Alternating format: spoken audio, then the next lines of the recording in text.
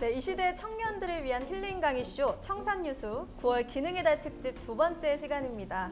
미국의 16대 대통령 에이브라임 링컨은 이런 말을 했다고 해요. 나무를 베는데 1시간이 주어진다면 나는 도끼를 가는데 45분을 쓰겠다. 그만큼 기초를 닦는 일이 매우 중요하다는 뜻일 텐데요. 한 채의 멋진 건축물이 완성되기 위해선 멋진 인테리어도 중요하지만 그 기본을 닦는 일이 굉장히 중요하겠죠. 오늘은 우리나라 고건축계에 없어서는 안 될 명장으로 손꼽히는 분이죠. 김진욱 명장님 모시고 청산유수의 문을 열어보겠습니다.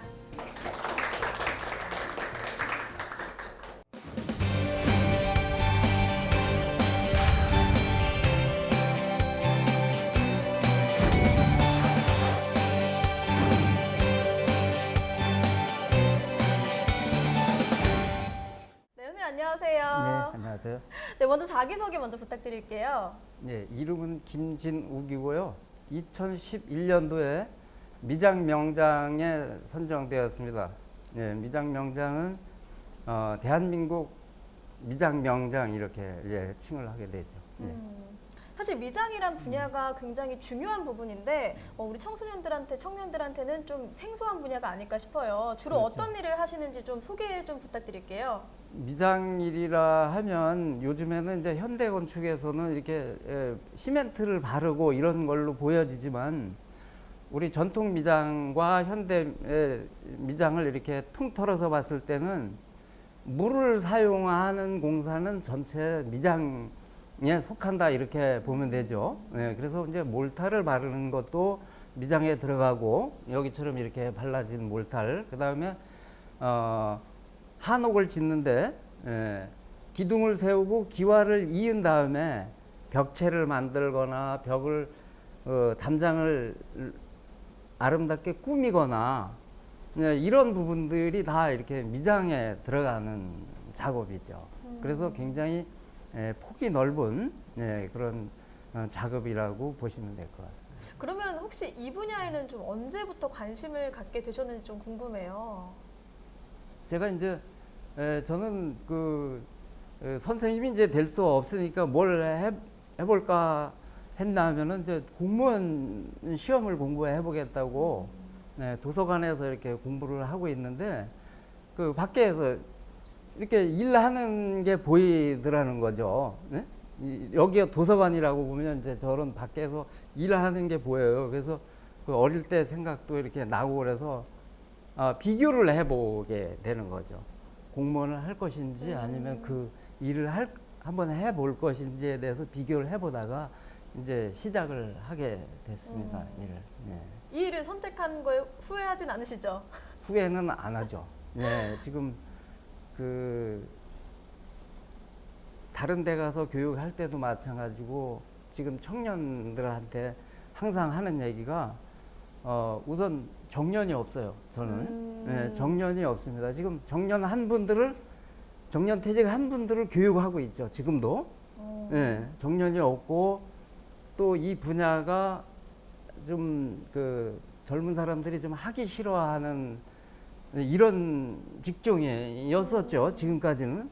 네, 근데 지금은 세상이 많이 바뀌었습니다. 그래서 하나의 그 전문 직업으로 이렇게 자리를 잡는 그런 시대가 됐기 때문에 전혀 후회하지 않고 아주 잘했다 이런 생각을 네. 제가 얘기를 들었는데 최근에 그 화제가 있었던 숭례문 복구 작업에도 참여를 하셨다고 들었거든요. 네. 이제 제가 21살,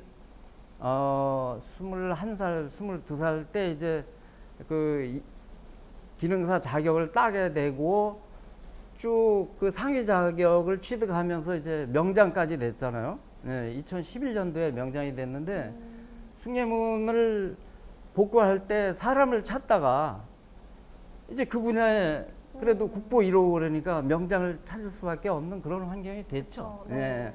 어떻게 보면 자연스러운 당연한 일이었었는데 그거를 여러분들도 보시면은 지붕 위에 이렇게 허옇게 휘를 이렇게 발라놓은 모습 이런 걸 보면 최고 지붕 위에 공사를 한 사람이 제가 공사를 정말 박수 한번 네. 쳐드릴까요, 우리? 네. 진짜 언제 저희가 이런 대단하신 분을 만나 뵙겠어요. 네. 저 같은 경우에도 좀 많은 분들이 그러시겠지만 도시에서만 살다 보니까 좀 마음이 편안을 찾고 싶을 때, 안정을 찾고 싶을 때 고궁 건축물에 가면 또 마음이 좀 편안해지고 그런 경우가 있는데요.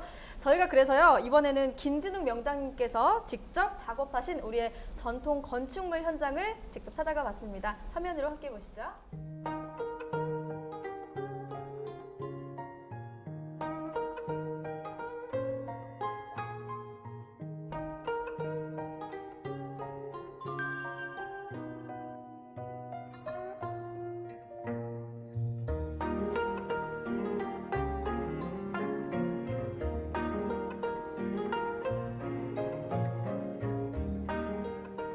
대목이 기둥과 볼을 걸고 골조를 세운 다음에 기와를 입고 나고 그 외에 돌을 제외한 모든 부분이 그 미장에 속합니다. 그래서 저 위에 보이는 저 합각벽이라고 있고 또 석가래와 석가래 사이를 메우는 단골벽이라고 있고 또 일반 벽이 있습니다. 저 전체 벽이 있고 그다음에 이렇게 담장을 만드는 것도 그 미장 부분에 들어가는 거죠.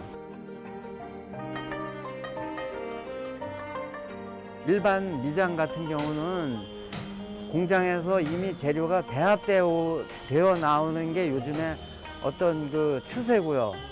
이 전통 미장은 개개의 재료들을 흙이라든지 석회라든지 여물이라든지 풀이라든지 이런 거를 개개의 재료들을 배합을 해서 쓰기 때문에 그 재료의 배합 적정성이 맞지 않으면 좋은 품질을 낼 수가 없죠.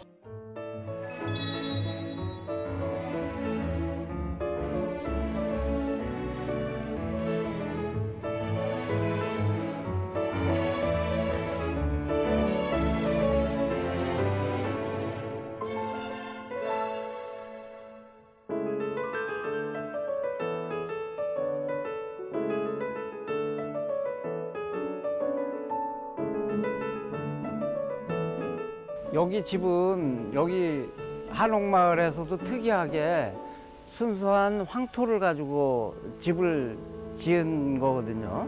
황토 미장을 한 거죠. 그래서 우에 보면 단골맥이라든지 벽이라든지 이런 데도 순수한 황토로 마감을 했고 하인방 밑에 있는 부분을 우리가 고맥이라고 하는데 고맥이 부분에서 방바닥까지 순수한 황토를 가지고 마감을 했죠. 그래서 우리가 얘기하는 황토 침대 아시죠? 네. 그 집 자체가 황토 침대보다 훨씬 더 좋은 역할을 해주는 그런 집이라고 보시면 돼요.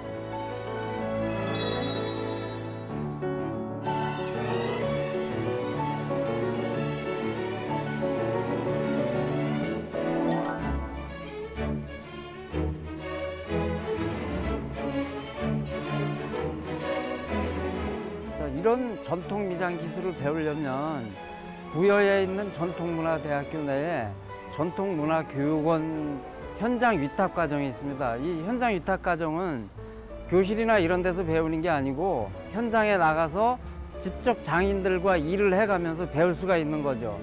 그래서 이런 일을 배우게 되면 지금 요즘에 젊은 사람들이 이런 일을 하기 싫어 하잖아요.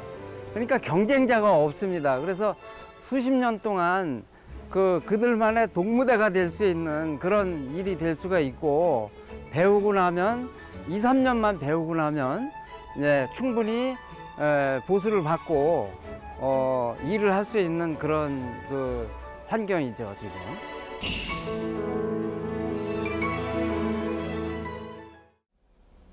네, 이렇게 직접 작업하신 현장까지 보고 나니까요. 우리나라 전통 건축 분야에서 정말 없으셔서는 안 될 뿐이다라는 걸 더 절실히 느낄 수 있었던 것 같습니다. 그런데 이렇게 미장 분야에서 우리나라 최고가 되기까지 좀 어려움도 많으셨을 것 같아요. 네. 어떤 점이 좀 가장 힘드셨어요? 첫째는 이제 바쁘게 움직여야 되고 시간에 쫓기는 거죠. 예. 그게 이제 아침에 새벽에 일어나서 그렇게 하고 또 현장에 나가서 일을 하고 또 그 이튿날 아침 준비를 하고 이렇게 해야 되니까 힘들었죠. 근데 요즘에는 어떻습니까? 돈을 주면서 배우라고 해도 안 우리 배우죠. 네, 젊은 사람들이 안 배우는 네, 그런 환경이 돼서 좀 매우 좀 안타까운 네, 그런 생각도 많이 들죠. 네. 네. 그래도 그렇게 어려운 시간이 네. 있으셨기 때문에 지금의 선생님처럼 훌륭한 업적을 쌓게 되지 않으셨을까 싶은데요. 이 일을 좀 평생의 업으로 삼게 된 계기가 또 있다고 들었어요. 네. 그때만 해도 그 우리나라 이 건설 근로자들이 그 중동에 이렇게 나가서 돈을 버는 그런 그 시기를 겪게 되잖아요. 그러니까 중동 현장에 취업을 하려고 하는데 그 다른 사람들은 그 시험 치기 위해서 온갖 그 어려움을 겪고 또 탈락을 하고 그러는데 저 같은 경우는 이제 그때 당시에 나이 어린 나이에 기능사 2급, 이제 미장 기능사 2급이라고 하는 자격을 취득해 놨었는데 실기 시험을 볼 때 그냥 그걸 보여주고 실기 시험을 면제받은 그런 사례가 되는 거죠. 예, 그렇게 되니까 그 자격증이라고 하는 게 현장에 제가 현장에 다닐 때 아 자격증 공부를 한다 이렇게 하면 사람들이 굉장히 비웃었죠. 네. 근데 그 굉장히 큰 역할을 한 거 아닙니까? 다른 사람들은 시험 보려고 굉장히 그 애를 쓰고 탈락하고 못 가고 그러는데 그 자격증 하나 보여주니까 아 이 정도면 됐어 해가지고 그 무난히 예, 그 중동에 나가서 일을 할 수 있는 예, 그런 계기가 됐죠. 예. 그래서 덧붙여서 말씀드린다면 그때 당시에 같이 현장에서 일을 했던 사람들이 제가 이제 이 시험 감독위원이나 이런 활동을 하는데 그 사람들이 지금 이제 와서 예, 지금 와서 이제 시험 보러 응시하는 거예요. 그러니까 시대가 많이 변해가는 거에 대해서 인식을 해야 된다는 거 굉장히 중요한 거죠. 그래서 이제 그 지금 시험 보러 온 사람들이 시험장에서 만나면 아주 그 겸연쩍어하는 네, 그런 거를 볼 수가 있고 지금도 65된 분들이 지금도 이 기술을 배우겠다고 예, 저한테 예, 실질적으로 지금 군포에서 지금 배우고 있습니다. 이 미장 기술을. 예, 그러니까 그분들이 일은 좀 해봤지만 이런 자격을 취득하기 위해서 지금 작업을 하고 있는 예, 그런 사례가 됩니다. 아니 근데 일을 하면서 공부를 하기가 사실 쉽지 않잖아요. 좀 많이 힘드셨을 것 같은데 네. 어떠셨어요? 제가 이제 젊은 그 청년들한테 하는 얘기가 항상 그겁니다. 이렇게 꾸준히 노력해야 된다. 또 그 준비한 사람한테 기회가 온다는 거죠. 준비한 사람. 그러니까 기회가 지금 많이 우리 이 업계에도 어려운 시기들이 많이 있었잖아요. 여러 가지 어려운 시기가 많았는데 지금은 다시 보려고 하는 시기. 예, 그러니까 요즘에 얘기하는 그 능력 중심 사회라고 하는 게 능력이 있는 사람은 대우를 해주겠다는 얘기거든요. 근데 대우를 해주려고 하는데 준비가 안 돼 있어요. 굉장히 이거 뭐 여기 네 대학 교수로 초빙을 하겠다고 지금 얘기하는데 준비가 안 돼 있어요. 이렇게 사람들을 이렇게 골라보면. 그래서 청년들한테 항상 하는 얘기는 준비를 해야 된다. 준비. 네, 그래서 저는 감히 말씀드릴 수 있는 건 일학습이라고 하는 거를 몸소 실천한 사람이라고 아주 자부하고 싶죠. 일하고 학습하고 예, 요즘에 얘기하는 뭐 그 선취업 뭐 후진학 이런 얘기도 하는데 네. 그건 이미 저는 40년 전에 실천을 한 사람이 일을 하면서 공부를 했죠. 계속. 예. 진짜 선생님의 이런 열정과 학구열을 우리가 좀 본받아야 되지 않을까 싶은데요. 좀 어려운 시기를 거쳐서 이렇게까지 오신 만큼 미장일에 대해서 보람도 굉장히 많이 느끼실 것 같아요.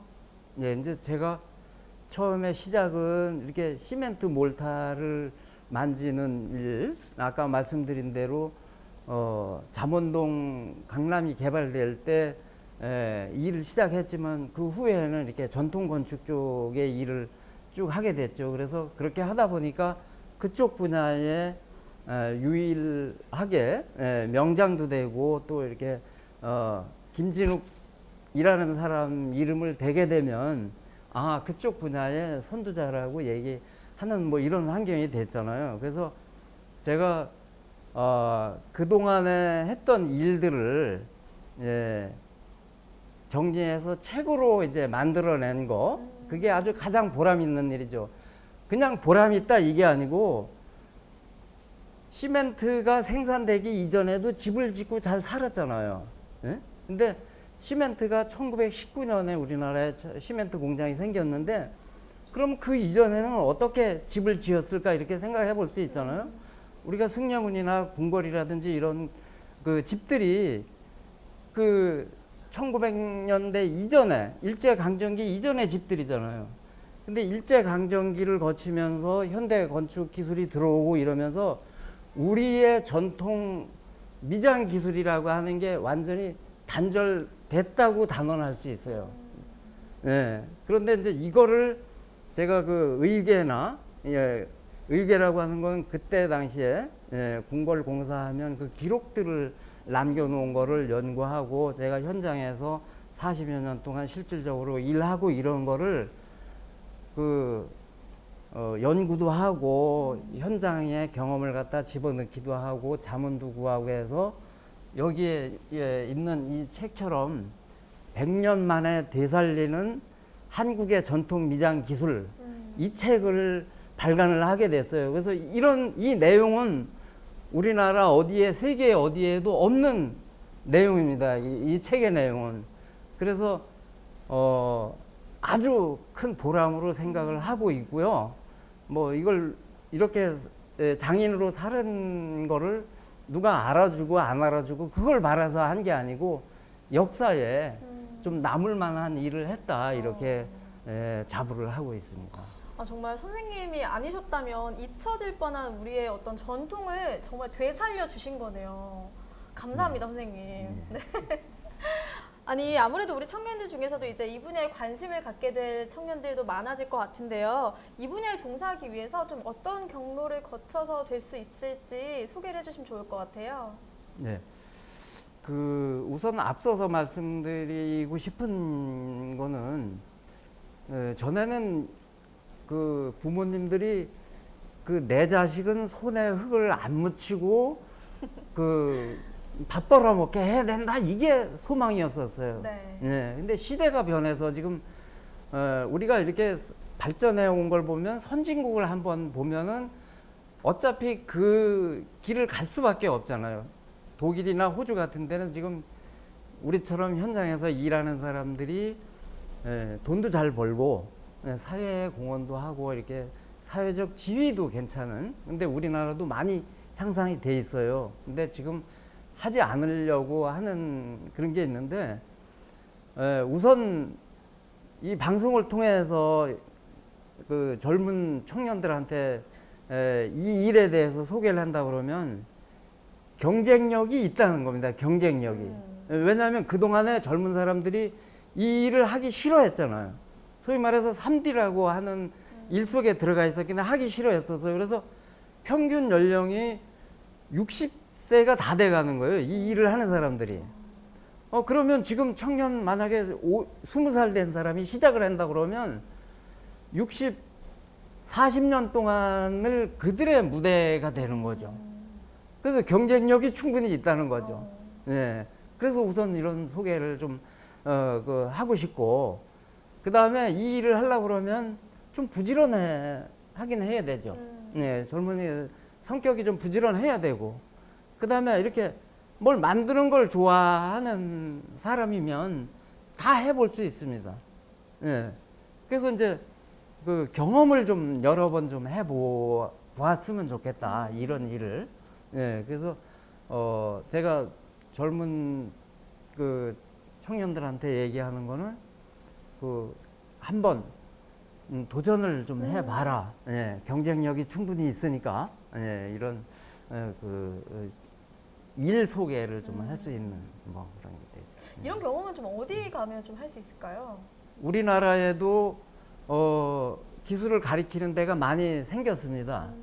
네, 많이 생겼는데 조금 이제 그 방식이 좀 바뀌어야 되는 건 뭐냐면 우리가 요즘에 이제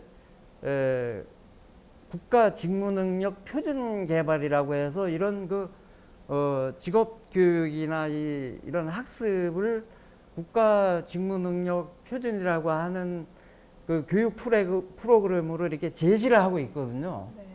근데 간단히 설명을 드리자면 아는 사람을 만드는 교육이 아니고 할 줄 아는 사람을 만드는 교육이거든요. 핵심 포인트가.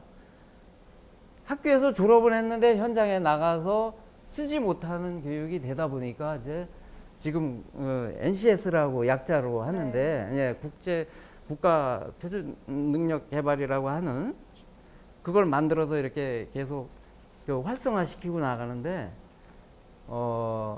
이 교육의 특성상 그 훈련 기관이나 학교에서만 배워가지고는 안 됩니다. 예. 그래서 현장에 나가서 이렇게 같이 실습을 해보고 일을 해보는 이런 경험이 필요하다.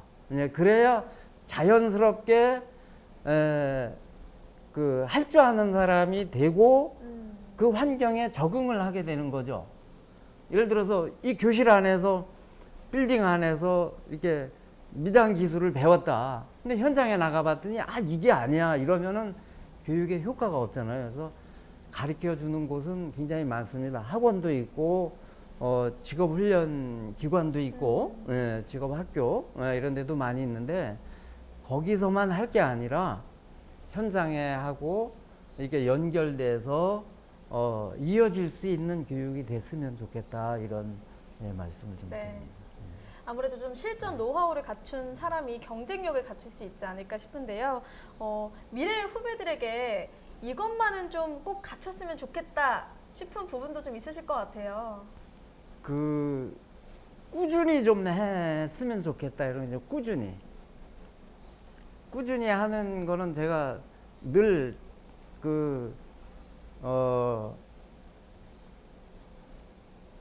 말씀드리는 게 뭐냐면은 그 노를 젓는 것처럼 해야 된다. 노 젓는 것처럼.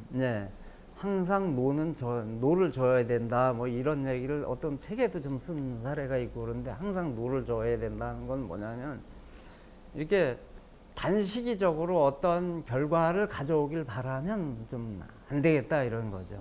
그래서 사회가 빠르게 급변하잖아요. 굉장히 빠르게 급변합니다. 이제 우리 시대에 살을 때 어때서요? 아까 앞에서 설명한 것처럼 굉장히 기피하고 어려운 시대를 살면서도 이렇게 했는데 지금은 이제 현장에 뭡니까 그 젊은 사람들이 이렇게 가면 뭔가 아주 굉장히 이렇게 반기는 환영하는 뭐 이런 시대가 됐고 그런 것처럼 사회가 많이 변화돼 가고 있어요. 그래서 금방 어떤 결과를 가져오는 거에 대해서 생각을 하지 말고 꾸준히 노를 좀 저간 힘들지만 멀리 이렇게 멀리 보고 가야 된다. 근데 노 젓는 거를 왜 비유를 하냐면 그 잔잔한 호수에 이렇게 배를 모터 없는 배가 있잖아요. 근데 그 배가 그 자리에 있을 것 같지만 그냥 잔잔하니까 있을 것 같지만 그 이튿날 아침에 와 보면 저 멀리 이렇게 밀려 나가 있잖아요. 바람이나 이런데. 그래서 지금 사회도 마찬가지다 이거죠. 안일하게 생각하면 안 된다. 안일하게. 그래서 꾸준히 노를 저어가다 보면 자기 목적하는 바를 이룰 수 있다. 이런 거를 젊은이들한테 좀 꼭 얘기하고 싶고 제가 처음에 꿈이 선생님이 되고 싶었지만 되지 않을 것 같은 환경에서 있었는데 꾸준히 노력해서 이렇게 목표를 달성한 것처럼 꾸준히 하니까 어떤 결과가 나오더라 이런 말씀을 드릴 수가 있습니다. 네. 정말 우리 청년들을 후배로 맞이하고 싶은 그런 마음이 느껴지는데요. 선생님께서 좀 후진 양성을 위해서도 다양한 활동을 하고 계시다고 들었어요. 예, 그래서 지금 제가 그 문화재 수리를 하는 사람들 전문 교육을 하고 건축 기능장이나 건축 산업기사 이런 사람들을 계속해서 양성을 지금 해내고 있는 일을 꾸준히 하고 있습니다. 그래서 앞에 말씀드린 것처럼 65세 된 분들도 그 자격을 취득하기 위해서 계속 이렇게 지금도 땀을 흘리고 연습을 하고 있고 그렇습니다. 네. 이제 마지막으로 질문을 좀 드려야 될 것 같은데요. 이 분야로 진출하고 싶어하는 우리 청년들에게 마지막으로 한 말씀 남겨주신다면 어떤 말씀 좀 전하고 싶으세요? 하고 싶은 일을 찾아야 되겠죠. 하고 싶은 일. 그리고 현실적으로 얘기해서 정년이 없는 직업을 좀 택하는 것도 괜찮겠다 이런 생각을 하고 재미있는 거 하고 싶은 일을 해야 된다는 거 1번 그 다음에 꾸준히 하고 정년 없는 일 그런 걸 하기 위해서는 다양한 경험을 좀 해봐야 됩니다. 다양한 경험. 나이가 한 40 정도 되도록 뭘 해봤는데 이게 도저히 적성에 안 맞다고 해서 이렇게 바꾸는 사람들이 굉장히 많잖아요. 그래서 젊은 청년들이 직업을 선택함에 있어서 다양한 경험을 해봐서 할만한지 안 한지를 우선 살펴보고 할만하다 그러면 거기에 올인해서 이렇게 직업을 선택했으면 좋겠다. 그리고 그 안내 있죠. 안내자의 조언을 좀 듣는 건 좋겠다 이런 거죠. 제가 비유하면 고속도로가 왜 만들어졌냐, 고속철이 왜 만들어졌냐 이렇게 돌아가지 않고 가능하면 목적지를 빨리 가기 위해서 가잖아요. 그럼 안내자의 얘기를 좀 듣는 거는 굉장히 중요할 것 같다. 이렇게 말씀드릴 수가 있습니다. 네, 오늘 좋은 강연 해주셔서 감사합니다. 네, 선생님께서 노를 젓는 것처럼 가라라고 말씀해 주셨어요. 노 젓는 배가 빠르진 않지만 꾸준히 저어가면 목적지에 도달할 수 있다라는 말씀이셨던 것 같은데요. 우리 사회가 더 멋진 미래로 나아가기 위해서 우리 고유의 전통을 소중하게 생각하는 여러분이 되시길 바라면서 오늘 강연은 여기서 마치겠습니다. 멈춰있던 마음과 생각이 흐르는 시간 청산뉴스 오늘 강연 여기까지입니다. 고맙습니다. 수고하셨습니다.